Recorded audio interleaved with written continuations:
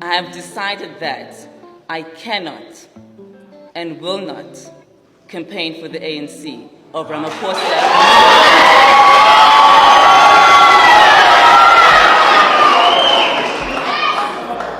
My conscience will not allow me to lie to the people of South Africa and to pretend that the ANC of Ramaphosa is the ANC of Lutuli, Tambo, and Mandela.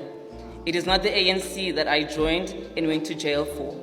In this regard, I fully agree with other former leaders like Comrade Thabo Mbeki and others that it would be a betrayal to campaign for the ANC of Ramaphosa. Zuma.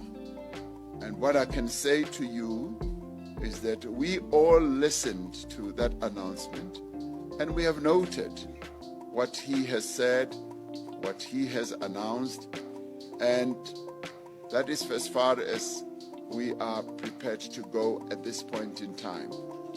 And everyone in our country is free to express themselves in relation to who they will vote for and why they will vote for them.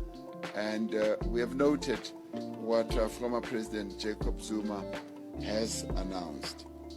And comrades, to introduce these comrades of Umkhonto weSizwe, because there are others who have stolen our trademark of MK and registered a political party.